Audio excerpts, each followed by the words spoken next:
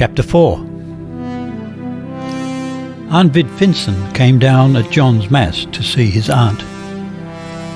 It was up and down with Mistress Asa now. She might go out at any moment, but she might also live a good while yet, if it was God's will. Arnvid had heard no more news of Olaf since his last visit. The day after he came, he and Ingunn were walking together in the courtyard. Then Tiit Halsson came in, ran past them, and went into Munhild's house. Arnvid stopped and followed the young man with his eyes. "He has errands here day after day, that clerk." Ingunn said yes. "I don't know whether you should talk much with him, Ingunn." "Why so? Do you know anything about him?" she asked after a moment. "I heard of him at Hamar," said Arnvid curtly. "What was it?" asked Ingunn rather uneasily. "Do they charge him with any vice?" "A double one," said Arnvid quietly, as though with reluctance. It was Master Thorgard the Cantor who had first had the knave in his service, and he praised him too. The Icelander wrote the fairest hand, and he wrote quickly and correctly. He also knew how to illuminate, so Master Thorgard had entrusted him with drawing and colouring the initials in an antiphonal and in a copy of the law of the land, and the work was fairly done.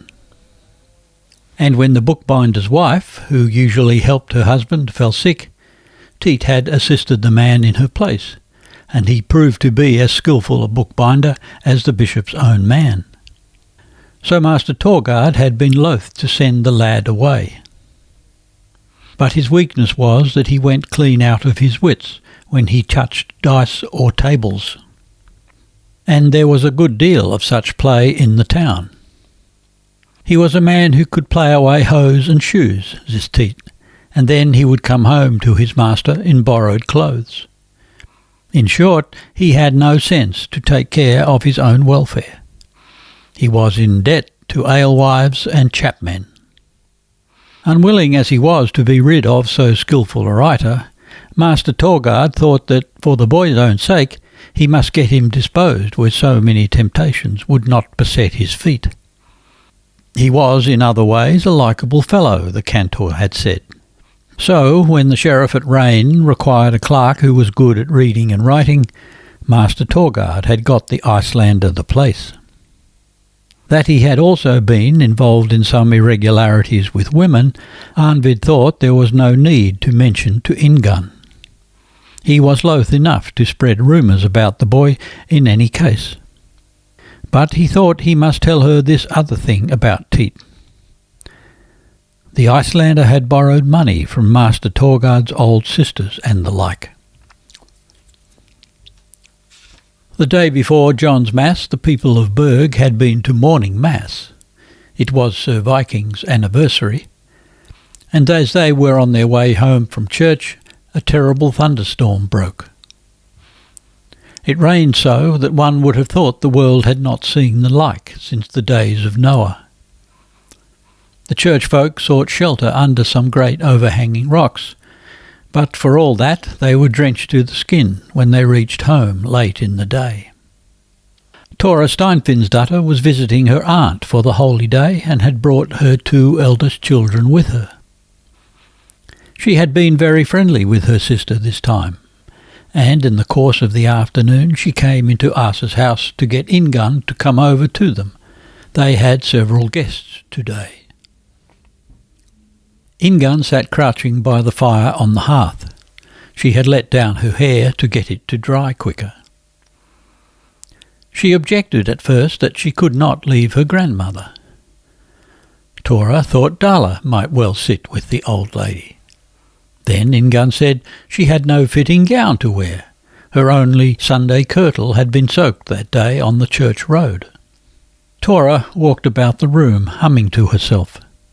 She was still a very handsome young wife, though she had grown very stout with years. But she was bravely clad in a blue velvet kirtle and a silken coif, and her brooches and gilt belt made a goodly show on her broad figure. She had opened Ingunn's clothes chest. "Can you not put on this?" Tora came forward into the light of the fire, carrying the green silk gown that her mother had given Ingunn for the feast after Matthias Haraldsson's slaying. Ingunn bent her head shyly. Tora went on. "You have not worn it many times, sister. I remember that I grudged it you a little when mother did give it to you. Have you worn it more than once than that one evening?" "I wore it to the wedding at Eldridgestad." "Yes, I heard that you looked so bravely there." Tora sighed. "And I lay abed and I was vexed I could not be there too. The greatest wedding there has been in the Dale for 20 years. Come now, sister," she begged. "I have such a mind to dance and play tonight. 'Tis the first summer I have been free to do the like since I was wed. Come now, Ingunn. We have Arnvid to sing for us, and that Icelander, your friend. I don't know which has the finer voice." Ingunn got up hesitatingly. With a laugh, Tora took the gown, cast it over her head, and helped her to arrange the folds under the silver belt. "My hair is still half wet," murmured Ingunn in embarrassment, as she gathered it in her hands. "Then let it hang loose," laughed Tora. She took her sister's hand and led her out. "Look at Aunt Ingunn! Look at Aunt Ingunn!" screamed Tora's little daughter as she came into the light. Ingunn picked up the child in her arms. The little maid threw her arms around her neck and sniffed at her half-dried hair, which enshrouded the woman like a mantle of some dark golden texture, and reached below her knees. "Mother," she cried, "I want to have hair like that when I am a grown maid." "Yes, you may well wish for that." Ingunn put the little one down. She was conscious of her own beauty tonight. It even dazzled herself. "Olaf," she thought, and her heart beat with a heavy thump. "He must be here tonight." She passed her hand over her face, pushing the hair from it, and looked about her. She met Arnvid's strange dark glance, and Teet's yellow-brown eyes blazed at her like torches. But the one she sought was not there. She clasped her hands crosswise over her bosom. He was not here, who ought to have seen that tonight she was the fairest woman present. For an instant she felt she would rather run back to her grandmother, pluck off her finery, and give way to her tears. As the evening wore on, there was talk of dancing. They called for the crackermahl, the stately old sword dance. Arnvid admitted that he had known it, and Tora said both she and her sister had learnt the steps. Teet cut in, flushed and keen. He knew the whole lay. He would gladly sing for them. Lady Marnhild laughed and said that if it would amuse the young people to see the old dance once more, she could bear a part. "And you, Bjarn?" She turned to an old knight, the friend of her youth. Then 2 or 3 of the older housefolk came forward somewhat bashfully. It was easy to see that they were eager to essay their youthful exercise once more. Arnvid said that Teet must lead the dance. He doubtless knew it best. And then Lady Marnhild and Bjarn ought to stand next. But the old people would not have this. The end of it was that Teet came first in the chain, then Ingunn and Arnvid with Tora. There were in all 7 men with drawn swords and 6 women. The dance went right well. Teet was an excellent leader. His bright full voice was a little sharp, but it could be heard that he was a trained singer. Arnvid's fine rich voice supported him well in the lower part, and Bjarne and two of the old housecarls still had very good voices, and they all warmed to it, so well did Tiet carry on the lay and the dance. None of the women joined in the song, but thereby the old sword dance seemed to gain in seriousness and force. It was the weapons that were to the fore, the men's rhythmical tramp, and the rising fire of their singing. The women only glided silently in and out beneath the clashing play of the swords. Ingunn danced as though in a dream. She was tall and limber, had to stoop lower than the other women, and she turned pale and breathed heavily, keeping her eyes half closed. As she sprang forward under the blades, her loose mantle of hair fluttered out as though she were rising on heavy wings. One of its strands swept across Tiet's chest and caught in a buckle. It gave her a wrench each time she crossed over, but she did not think of stopping the dance to free herself. They had danced 15 or 16 of the verses when Lady Marnhild gave a loud cry which brought the whole chain to a standstill. The sweat was pouring down her red face. She clutched herself with both hands below the breast. Now she could do no more, she cried with a laugh. Arnvid signed to Tiet with a fling of his compact little head. His eyes glistened wildly, and he called out something as he took up the strain, and all men with him. The men would have the last stanzas, even if they had to skip over 10 or 12 verses between. The men dancers were so wrought up by the game that they glowed with excitement, and their voices boomed in the chorus. Then they broke the chain and reeled back to the benches, while the men laid aside their swords and wiped the sweat from their faces, laughing with delight.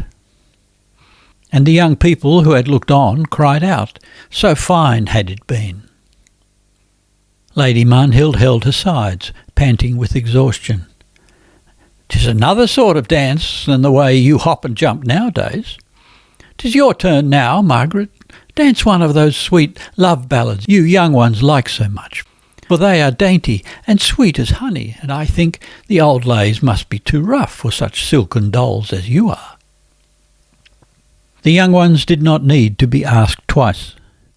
Most of them had thought rather that the old people kept the floor too long, though it was a rare sight to have the old sword dance for once. Tiet came over to where Ingunn was sitting, crouched against the wall, wrapped in her own lovely hair. The dance had not flushed her, but her face was bedewed with a waxy pallor. "No, I have no more strength to dance. I will sit here and look at you." Tiet rushed back to the others. He was unwearying, and seemed to know everything, both the old lays and these new ballads by the score. Ingunn paused in the courtyard. She had left the dancing to cross to her grandmother's house and to go to rest. It must be nearly midnight, she thought. The sky was pale and clear all round the horizon, with a white sheen which deepened to yellow in the north. Only upon the ridge on the far side of the bay was there a grey-blue veil of thin clouds, and among them the moon was setting in a trail of moist vapour. Although the night was so clear, it was darker over the land than was usual at this time of the year. Meadows and cornfields and groves were still soaked from the storm earlier in the day. A cold, damp mist was rising everywhere. Over the water floated thin wisps of brownish smoke, but all the bonfires had now died down, save one, which blazed fiercely on a headland far away, and threw its reflection like a narrow glowing blade upon the steel-blue water. Tiet came out to look for her. She had known he would do so. Without looking back, she walked out toward the cornfield that stretched down to the fjord. When she reached the gate and stood pulling up the stakes, he came up with her. They did not speak as they walked on, she in front and he following, along the narrow path through the tender young corn. At the end of the cornfield ran a burn, and the path followed it through a thicket of alders and osiers down to the manor hard. Ingunn stopped as soon as she entered the shadow of the foliage. It was so dark under the trees, she was afraid to go on. "It is so cold tonight," she whispered almost inaudibly, shivering a little. She could barely make out the man's figure in the darkness, but she felt the warm breath of his body as something mild and sweet amid the cold and acrid scent of wet leaves and raw mould. He had not said a word, and his silence seemed all at once to loom threateningly and terrifyingly, with a sudden, uncontrollable dread. She thought she must get him to say something, then the danger would pass. "That verse you sang in the hall," she whispered, "of the willow. Say it again." In a low, clear voice, Teat repeated in the darkness. "Blessed art thou, willow, standing out on the shore. Fair is thy garment of leaves. Men shake from thee dews of the morning. And my longing is to Thane, by night and by day." Ingunn reached up and drew down an armful of the bitter-scented foliage. Rain and dew showered over her in the darkness. "You will spoil your fine clothes," said Teat. "Are you wet?" "Let me feel." But as his hands lightly brushed her bosom in the dark, she darted quick as lightning under his outstretched arms. With a low scream of fright, she rushed along the path. Catching up her gown in both hands, she ran as though for her life through the cornfield. Teat was so surprised at the turn things had taken that it took him a moment to collect himself and follow her. And then she had such a start that he did not catch up to her till they were at the gate. From there they could be seen and heard from the yard, where the guests were now passing to their quarters. So he stopped and let her go. He showed a black and offended look when they met the next day. Ingunn greeted him almost humbly. She murmured shyly, "I think we both lost our wits last night. To think of going down to the lake at midnight." "Oh, was it that you thought of?" asked the Icelander. "And yet there were no more bonfires than we could see from the house, so it was a waste of time to go down to the manor." "I don't doubt we could have had more pleasure of each other if we had stayed together within doors," said Teat bitterly. He bowed and went his way.